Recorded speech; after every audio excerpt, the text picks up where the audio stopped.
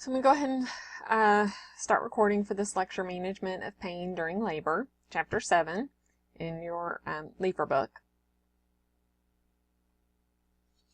Pain of labor and childbirth.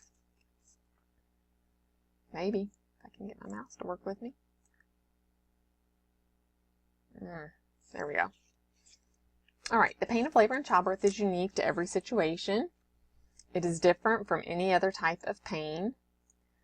It is a normal and physiologic process, and that's something that we do need to explain to patients, is making sure that they understand that this is not abnormal. I mean, you can't expect to come in to have a baby and not have any pain. So that does happen sometimes when my patients come in, and one of the things we have to ask them is, what would you like for your pain management to be? What do you feel is a manageable pain for you during this process? And many of them will say 0. And I say, you're having a baby. That's not realistic. So it is realistic that you're going to have some pain. Okay. So it is a normal physiologic process. It intensifies as the woman approaches delivery, of course. The contractions become stronger, harder, more intense. Once the pain of labor starts, it occurs in a very predictable pattern, usually. So as we've talked about before, Braxton Hicks are very often on, and laying down and resting or drinking a big cup of water, big glass of water can kind of help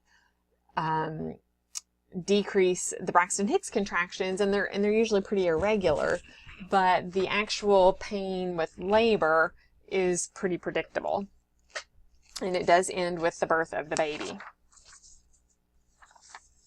All right, the characteristics of labor pain. What must we understand are the general concepts of pain. So we have to understand a pain threshold and a pain tolerance, and these are very different things. So pain threshold is the least amount of pain necessary for an individual to perceive pain. Now, pain tolerance is the ability of an individual to withstand pain once it's recognized. Okay, so you need to be sure that you understand the difference between those two. So everyone's pain threshold and pain tolerance are different. Some people rate their pain at a 4 out of 10 when they're visibly uncomfortable. I mean, I can go into a patient's room and ask them what their pain level is, and they say, 2, 3, 4, and they're visibly uncomfortable, grimacing, moaning, afraid to move, or what have you. They're very visibly uncomfortable. Okay? Some people rate their pain as a 9 or 10, and they're sitting on the phone chatting it up. So everyone is going to rate that very differently, right? But be sure that you understand the difference here between a pain threshold and a pain tolerance. All right, the characteristics of labor pain. Each woman responds to labor in her own way, and each labor experience is different for each pregnancy. So just because she labored a certain way the first pregnancy does not mean it's going to happen just like that the next time. If she had a very quick delivery the first time, or the last pregnancy, last baby, that doesn't mean it's going to be quick this time. If it was really long, that doesn't mean it's going to be long this time, vice versa.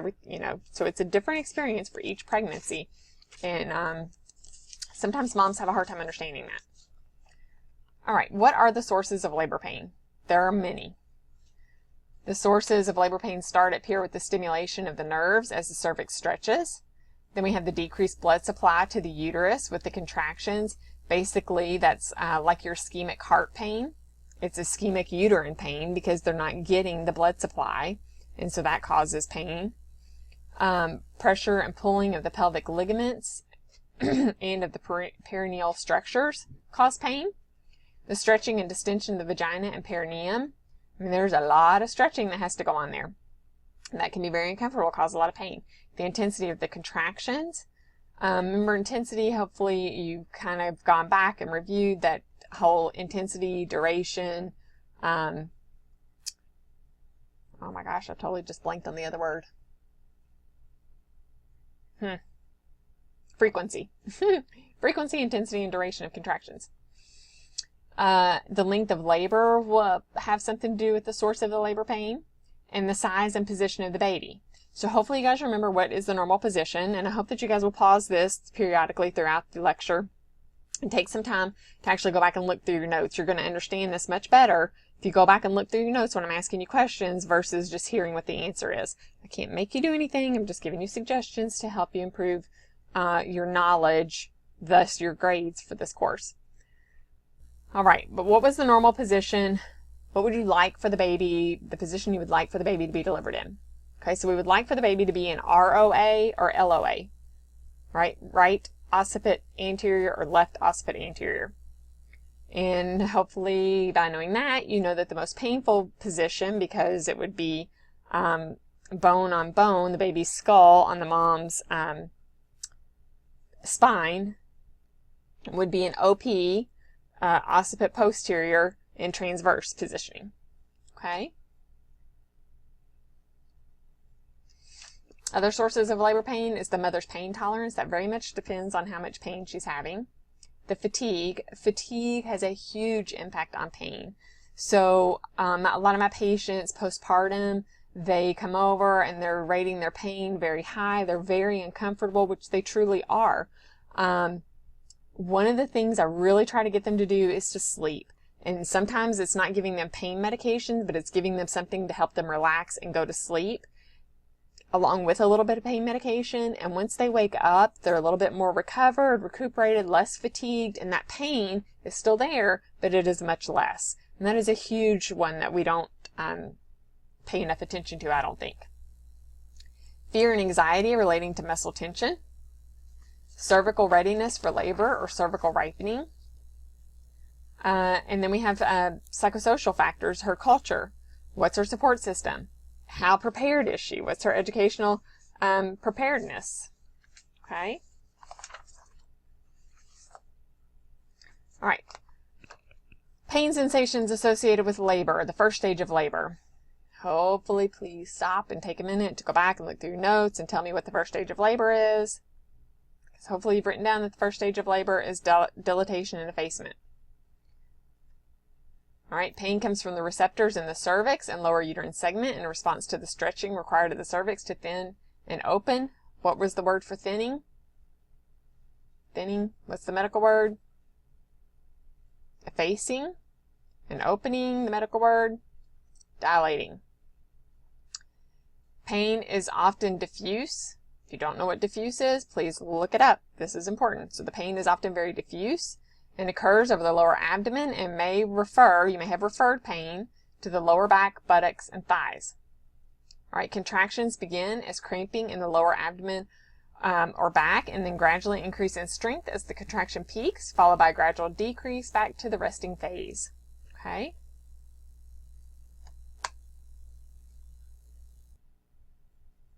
All right, then we have pain sensations associated with labor going into the second stage of labor. So hopefully you're going to tell me what the second stage of labor is here.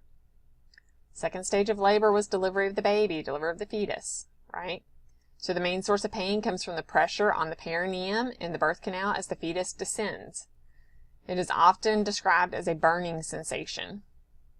Okay? We've got physiologic variables and factors affecting labor pain. Physical conditioning of the woman.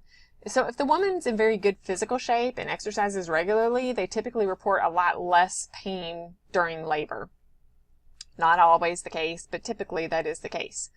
The length of labor, so the longer the labor is, the more likely the woman will report extreme pain.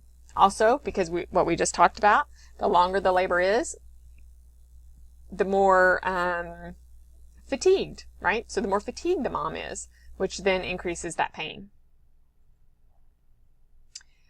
More variables would be obstructed labor, so abnormal fetal presentations and fetal pelvic disproportion also results in a more painful labor. And the use of oxytocin or pitocin, they're the same drug, oxytocin, pitocin, you'll hear it used both ways. And that is a medication that's used for an induction and augmentation. Hopefully you recall what induction and augmentation are. If you don't know the difference, look it up. So induction augmentation with oxytocin creates stronger, more intense labor contractions than those of natural contractions, thus causing more pain. Back labor is when the fetus is turned in a posterior position and pressing on the woman's back and tailbone. The women report back that their back is breaking in two. I mean, it hurts very severely. Back labor pain may not completely resolve between contractions to give the woman a break, which is very true. So they kind of have this constant back pain. Now, it may not be this back breaking in two pain the whole time, but they don't get that break, that relief of the pain between contractions, like if the baby were to be ROA or LOA. All right, principles of pain relief during labor. So there's no perfect way to control labor pain. There is rarely a way to completely take away all of the labor pain. I mean, I'm not, like I said, my patients come in, I have to ask, what would you like for your pain? What is a manageable pain level for you on a scale of 0 to 10?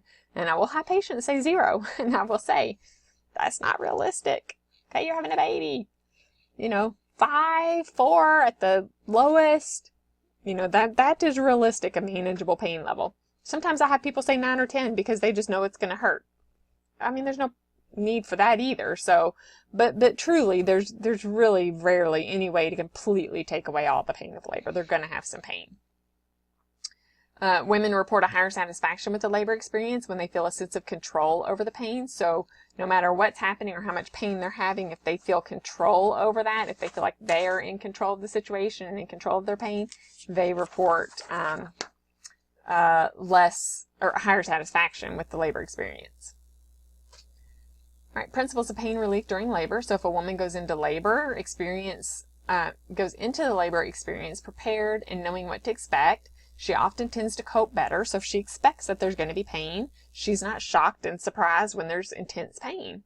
So she copes with it a lot better. She reports higher levels of satisfaction with the overall labor experience when she understands what to expect. Of course, we cannot explain everything to her. We don't know everything that's going to happen, but we need to be able to educate them on the basics. It is going to be painful. We will try to keep your pain manageable at this level. This is how things are going to progress. This is what will happen with your cervix, and this is what will happen with delivery and things like that. Right, nursing perspectives related to the principles of pain relief during labor.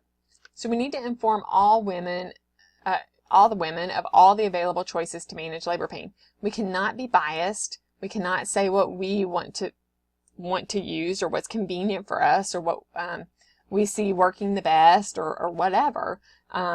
If that's asked of us, then we really still shouldn't tell them, insert our opinions of anything. We really need to be there for the patient and give them options, but not tell them what to do. Right, so we need to respect the woman's decision to change her mind about what type of pain management she desires throughout the labor experience. And this really comes into play because oftentimes women come in saying that they don't want an epidural. I don't want an epidural, whatever it is, I don't want an epidural, don't let me get an epidural. I think I've told you this, it's in many movies, and I can't think of the names off the top of my head. Maybe if I have time, I'll research some clips and put them on Blackboard, but there are several movies where that comes into play where the patients, the moms will say, don't let me get an epidural, I don't want an epidural. And then they're begging for an epidural and the husband's like, but you said you didn't want one. Or the nurse says, no, you can't have one. Or the physician, you said you didn't want one, we're not giving you one. And that's not really the right thing to do. At that point, the mom changes her mind. She decides she wants an epidural. What we need to do is to not say yay or nay immediately, but to give her options and be supportive. We give her options. We explain the different options available to her, and she still chooses that she wants an epidural or she wants some other pain medication, then we need to go ahead and honor those wishes. Right? We need to encourage women to stay open-minded about pain management options. There's no shame in getting an epidural, and in fact, a lot of patients are like, how soon can I get one? It's very much depends on the patient, their ideal of the ideal labor process. So, we just need to encourage them to stay open-minded to different pain management options that are available. And it doesn't have to be an epidural. That's just what comes to my mind most frequently. I mean, it could be things like relaxation techniques or imagery, guided imagery, things like that. All right, studies have shown that caregivers underestimate the severity of pain compared to the woman's actual pain rating. It's important to accept the woman's description of the severity of pain, even if she does not appear to be in pain. So even my patients who are rating their pain as a 10 and are chit-chatting on the phone, even though they do not appear to be in that much pain, I do need to accept their description of the pain. I have to document that that's what they're saying their pain is. Now, if I truly feel like there may be some issues, we may have someone that is a drug seeker or anything of that nature, then I may need to document a little bit more. Patients rating a pain of 10 out of 10, on the phone, chatting, and no facial grimacing. I can't say doesn't appear to be distressed. I need to explain what that is. So, no facial grimacing, no, I don't know. That's the biggest thing we really see a lot is facial grimacing, or constant complaints of pain. But if she's saying her pain is a 10 out of 10 every 4 hours on the button when she knows she can have pain medication, then I start to get a little bit suspicious.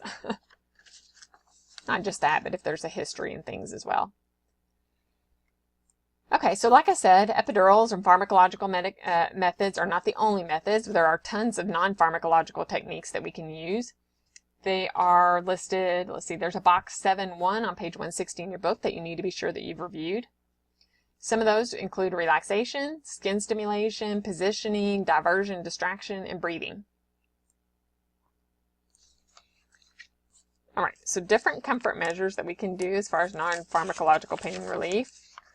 We've got lip balms. Women, their lips get so chapped and dry. They're breathing heavy, especially when labor intensifies.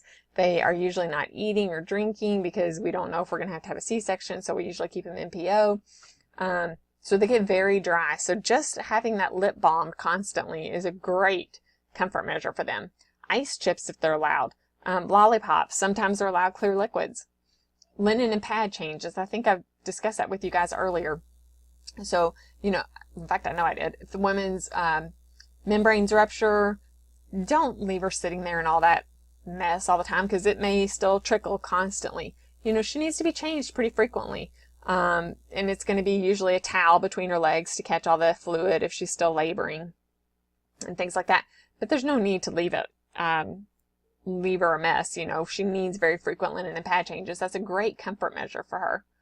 Pericare with warm water and a warm or cool cloth to the head and neck. Whatever feels good to her. Other non-pharmacological, or moving on with still non-pharmacological techniques, is that every woman will use some form of non-pharmacological pain intervention during labor. Most commonly, women use a combination of techniques to cope with the labor. So as labor becomes more intense, the woman will frequently need to try different breathing and or relaxation methods. Sometimes they want more position changes. They may need assistance in coping with labor pain before medication is used. And then again, if we get to this point, they've already said they don't want medication, and then they decide, oh, nope, I want medicine. We need to give them options. Well, here's some other non-pharmacological methods we could use first, and here are the pharmacological methods we could use, and whichever one she chooses is what we need to go with. All right, relaxation techniques. Oh, relaxation. Hopefully you guys relaxed some over spring break. But relaxation is the ability to release tension. So when a woman is anxious, the muscles tense up and they cause labor to slow significantly. So again, this is huge. Sometimes it's not that we need to give her medication to induce labor or augment labor, but we need to help her calm down and relax so that nature can take its course. So anxiety and tension leads to decreased oxygen to the fetus. It requires concentration. We need to change position and ask for massages where muscle tension is noted. So that's a big one. A lot of times they feel like they have to lay in the bed just exactly the way you put them. They can't move. So, moving around, depending on where they are in the phase of labor, they may be able to even walk. Now, that's very controversial, I should say, and very much depends on where she is in the phases of labor. But moving different position changes in the bed, it can help very much, as well as massages. Guided relaxation to release tension specifically one muscle group at a time can really help. All right, skin stimulation. Let's see, there's 3 types of skin stimulation here. We have effleurage, sacral pressure, and thermal stimulation. Okay. Effleurage is a method where the woman strokes her abdomen. They stroke their abdomen or their thighs in a circular motion during labor. It stimulates large diameter nerve fibers that inhibit painful stimuli. Effleurage is done with a very light touch. It sounds very, I don't know. Sometimes I just have to associate, like, this word sounds very uppity and light, and airy, and so that's what effleurage is. It's a very light touch where they will rub their abdomen or thighs in a nice circular motion during labor just to help calm things down. Right? It stimulates large diameter nerve fibers to inhibit that painful stimuli. Then you have sacral pressure or massage or counter pressure. Now this is going to be a firm pressure versus effleurage, which was a light touch. The massage and counter pressure are going to be firm touch, firm pressure against the lower back usually. Now to me that is wonderful. But everybody has something different that they like to help with their pain management. So you may have to try multiple techniques to see what really helps the patient. And like I said, just because sacral pressure or massage or counter pressure may work at one point doesn't mean it's going to work throughout the whole process of labor, or that it's going to work with the next pregnancy, and so on. And then you have thermal stimulation. Thermal stimulation is using warm compresses or blankets to the body or the head or neck, and cool compresses to the face usually. Usually they get real sweaty, they want cool compresses to the face, and they may want some warm compresses, usually lower back again. Okay, so be sure you understand the difference between those things, the effleurage, the sacral pressure, massage counter pressure, and thermal stimulation, and why you would use them. Positioning. So I've already talked a bit about positioning and how very beneficial position changes can be in relieving pain management, or in providing pain management, relieving the pain. So positioning, frequent position changes relieve stress and fatigue. Okay, it really, really helps. And I have a lot of patients that complain of a lot of pain.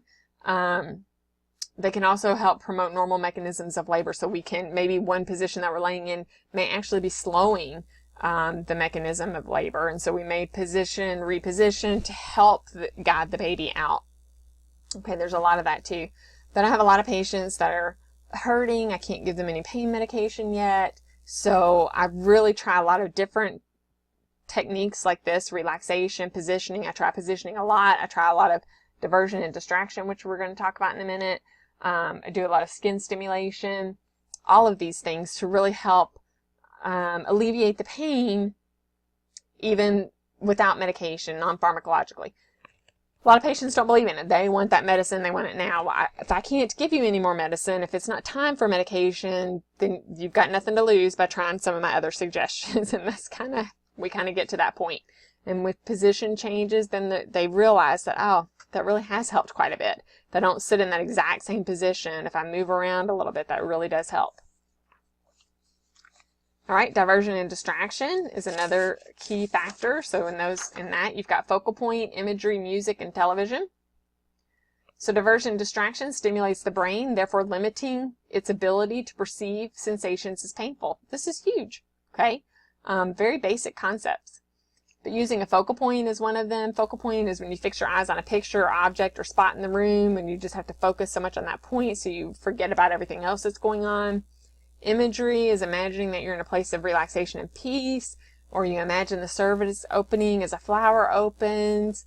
They do a lot of this sometimes even at the dentist office. They want you to do things with imagery. I know at my dentist, when I go to the dentist, they have pictures on the ceiling of beaches and very relaxing scenes, and they play that light music, or they put headphones on, and they want you to just relax and have that imagery to relax and decrease the pain level. Music or TV, a lot of times if you have your favorite music or your favorite television show on, it'll divert your attention from the pain. And providing background, it provides a background noise, so you're not just sitting there in the silence listening to yourself. All right, breathing. You have first stage breathing and second stage breathing. First stage breathing is a modified pace or patterned breathing, and then your second stage breathing. My picture is a bit blurry here, but you take a deep cleansing breath. Then you have this 1 minute contraction where you have these slow, deep, relaxed breathing through a contraction, and then a deep cleansing breath at the end of the contraction.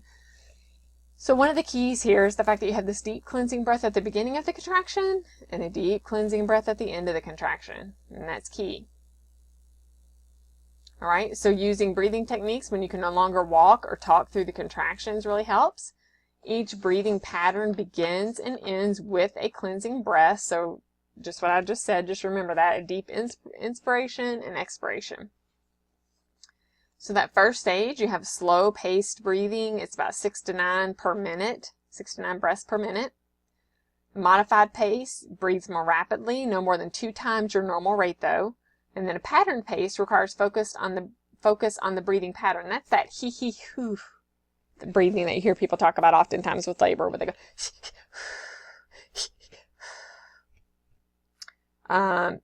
3, I can't read what my notes here say.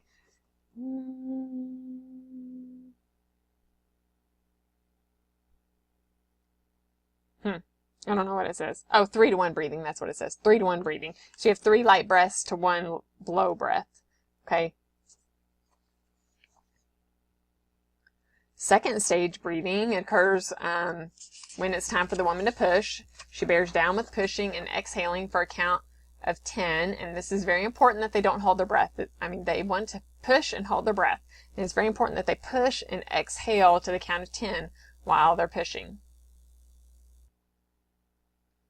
All right, so those were pharmacological managements and discussing the breathing techniques. Now we're going to go into non-pharmacological. Now we're going into pharmacological management. Under pharmacological, you've got it divided into analgesics and adjunctive drugs, regional analgesics and anesthetics, and general anesthesia.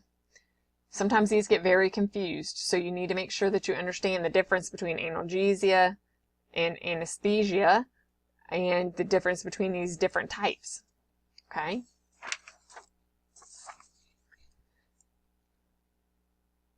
All right. Analgesics. Analgesics are systemic drugs to reduce pain. The use of medications to reduce the sensation of pain. We're never taking it away again. Remember, we're just reducing. All right. Anesthetics cause loss of sensation, especially pain. This is the use of medications to partially or totally block all sensation to an area of the body. So we are pretty much eliminating pain in a certain area of the body with anesthetics versus analgesics. We're just reducing the sensation of pain. The advantages is that it can help the woman be more active in the birthing process when they're not so focused on their pain. They can push better. They can relax more. It can very much help, and sometimes women kind of are against themselves in the labor process, and we have to give them some kind of pain medication, maybe even just some analgesics, a mild analgesic to help decrease that pain sensation so that they're not fighting against their own body to allow the process of birth. Now the limitations are that 2 people are medicated once you give them on medicine, the mom and the baby, which can have some effects on the baby. All right, analgesics and adjunctive drugs. We've got narcotic analgesics. These are going to be things like your systemic opioids are most commonly used. Examples will be Demerol, fentanyl, morphine, Stadol. Small doses are given to avoid respiratory depression. Opioids don't provide complete pain relief, but they do help cope with the tolerable pain level. All right, see page 165, table 7.1. All right, avoid narcotics if birth is expected within 1 hour. Now, why would that be important? Okay. I hope that you go back and recognize that it's important because of the effects it may have on the fetus. Timing is important. Too close to delivery, the transitional phase. If you don't remember what that is, look it up. You have to know that. So if it's too close to delivery during the transitional phase, the fetus can be in respiratory distress when they're born. If it's too early in labor, like in the latent phase, it can slow the labor progress to where they're not really laboring anymore. So it's very important. The timing is very important. At the right time, given at the right time, it can actually help the labor progress. Like I was talking about earlier, it can actually help the mom to not fight against her own body and help her relax enough to be able to push and have a good labor. All right, we have to have a narcotic antagonist, which would be Narcan, to reverse respiratory depression caused by the opioid drugs. IV Narcan can be given to the infant immediately after birth via the umbilical vein if necessary. Not done real frequently. Adjunctive drugs are not pain relievers, but they're given to relieve nausea and vomiting, and just what an adjunctive drug does. Hopefully you recall that an adjunctive drug does just that. It adjuncts, it works together with the pain medication to increase the effects of the pain medication. Okay? Regional analgesics and anesthetics, you've got local infiltration, pudendal block, epidural block, and a spinal block. Okay? You got to understand what medications go where and under what category they fall under. You're going to need to know this. So charting, a chart, a graph, some kind of compare contrast is probably the best way to learn this. All right. This is regional. An anesthetic blocks pain and motor responses. The woman still feels pressure, so she's not going to be totally numb. She still feels something. She feels pressure, maybe a little bit of pain. You have local infiltration and injection. Local infiltration would be things like an injection of the perineal area for an episiotomy. Is performed oftentimes, the episiotomy is performed when the infant is crowning. And then you may have a pudendal block, which is used for vaginal births. It doesn't block pain from the contractions in the uterus, so she can push, she can feel the contractions, she can help labor and deliver, but it injects into the pudendal nerves on each side of the pelvis. It's actually given in the perineum, okay, to block those pain sensations in the perineum, vulva, and rectal area. So this is kind of explaining to you, this on page 167 has more information, where this pudendal block is given. To block this pain, it's given on each side here to help kind of block this, the pain receptors in here. All right, then we've got the epidural block. This is done in the epidural space just outside of the dura. It's done with the patient in a sitting or side-lying position. Let's see the epidural space. Yeah. Penetrates the epidural space, which is the area, well, I'll show you a picture. I'll explain it better. Let me see. Well, I think I've got a picture in here. Yes. I'll show you a picture to explain it. Alright, so this penetrates the epidural space with a fine catheter that's threaded into the epidural space through a large bore needle. So they take this huge needle, they put it in your back, they thread this tiny little catheter in, they get it just into that epidural space, then they take the needle out off of the catheter, and they tape the catheter in. Kind of like a IV tubing catheter, but much, much tinier. Numbness or loss of movement after the test dose indicates that the dura mater was probably punctured, and the drug is put into the subarachnoid space. Oh, sorry. Signs and symptoms of injection into a vein. Which would mean incorrect placement, would be numbness around the mouth, if they have any ringing in the ears, tinnitus, visual disturbances, or if they get real jittery. So they do a small little test dose as soon as they get the epidural in place. They do this little test dose to make sure everything is where it's supposed to be before they actually just continuously do the loading dose of the medication. Oh, sorry. Epidural is a dural puncture. The dura lies below the tiny epidural space. Sometimes the dura is punctured accidentally. That's called a wet tap. A large amount of the spinal fluid leaks from the hole, which results in headaches, often called a spinal headache. Doesn't have to be given with a spinal anesthesia. It can be, but you can get a spinal headache with epidural anesthesia. And I think one of you guys asked me something about spinal headache before. You can't do an epidural if the woman has abnormal clotting disorders, hypovolemia, or any type of systemic or local infection. It's also very difficult to do if the woman has any back issues, scoliosis, any kind of issues in the vertebrae there. Adverse effects from the epidural, maternal hypotension. Maternal hypotension is huge. All right, they must have an IV before they get an epidural, and they must have a bolus of LR before they get the epidural. It's huge because maternal hypotension is a huge side effect.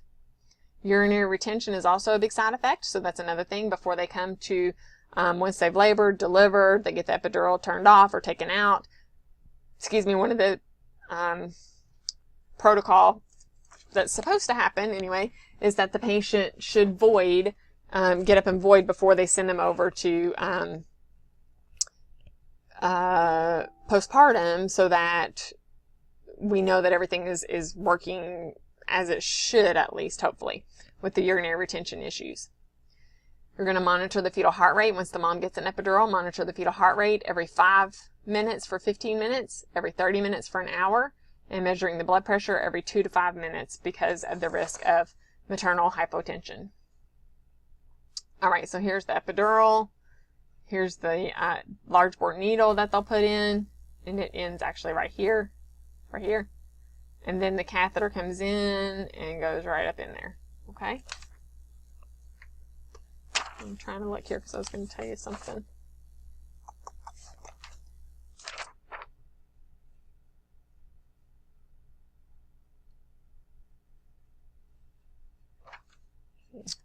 I don't know what it was. Okay. Here's another picture of the epidural procedure. The area of access is the epidural space. It's located just outside the dura mater and the area of the spinal fluid. So it's before you hit the spinal fluid right here. So here's the spinal fluid out here. Here's the dura mater, this right here. And this is your epidural space right here. Okay. So again, right in here, epidural space, spinal cord. It's all very, very tiny, very specific.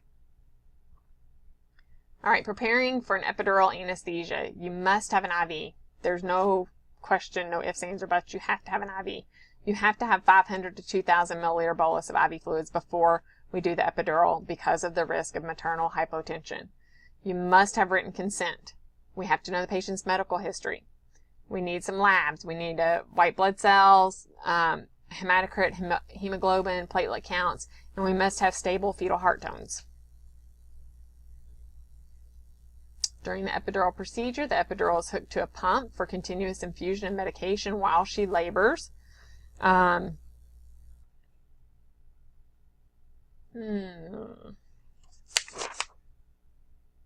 okay. Sorry. My notes kind of skipped around. The woman will have decreased motor and sensory function to the abdomen and lower extremities. She can't get up and walk to the bathroom. She can't get up and walk anywhere until she gets feeling back in her legs. That's really important. So bed rest is ordered since the legs are not going to be able to support her weight. Okay? That's huge. Don't let them get up and they'll feel this weight, this pressure of their legs. And you just kind of keep asking, can you move your legs yet? Can you move your legs yet? And then they will quickly be able to move their legs again and be ready to walk. All right. That was epidural. Then we've got spinal block. Once punctured, a small amount of the spinal fluid confirms entry into the subarachnoid space. There's a picture, figure 7.7 on page 168 that you need to be sure and look at. So instead of injecting medications into the epidural space, we inject meds into the spinal fluid. All right, the woman loses all movement and sensation below the block. It's a one-shot block. There's no catheter left in place for redosing. You just give the one dose, one-shot block, and that's it. So we often, where I worked, did a lot of spinal blocks for things like a tubal that we knew wasn't going to take very long. So tubal ligation, they would get a spinal block. The adverse effects, again, are hypotension and urinary retention. So again, you have to monitor that very closely. Spinal headaches are another big concern. If needed, you could do a blood patch. Sometimes they do what they call a blood patch to kind of seal that hole, basically, where they went in and injected into the subarachnoid space there. Sometimes we do caffeine drips, will help a lot for spinal headaches, increase in their IV fluids. One way to tell that they have a spinal headache is if they lay down flat, if the intensity of the headache decreases, and then they sit up and the headache, is just pounding. That is one of the indicators of a spinal headache. They may, with a spinal block, get pruritus, and they may have some respiratory depression. So we have to watch that. Pruritus is a side effect from the narcotic. And we almost always have to give them Benadryl and or Narcan. And respiratory depression, so obviously we have to have Narcan readily available for the patient as well. All right, general anesthesia, very rarely used anymore, but way back in the day, that's all they used. I know when my mom delivered us, that's what you got. Everybody got general. It's necessary for emergency C-sections and C-sections when the woman refuses or has a contraindication to the epidural or the subarachnoid block. And things that would constitute emergency C-section would be if the fetal heart tones are down, if the fetal heart rate is down and stays down, we can't get the baby's heart rate to come up. If we have an umbilical cord prolapse, if we have an abruption, all of those things would indicate emergency C-section, in which case she would need to get general anesthesia. Okay. Adverse side effects would be aspiration, and aspiration pneumonia, and respiratory depression for the mom and the fetus as well. All right, the nurse's role. Education is huge for the nurse in pain management. So reinforcing teaching that has hopefully been given to her throughout her prenatal care, monitoring the intake and output, monitoring vital signs, fetal heart tones, coach their pushing efforts, observe for imminent birth, and do a lot of assessment and documentation. Okay. So I also have several other videos posted online for this. Be sure that you have reviewed all those videos because they are important and are up for questions on the exam based on those videos as well. If you have any questions about any of this, please send me an email. I do hope that you guys, again, don't put things off and get on top of this and are able to learn this and understand it. So if you have questions, please let me know.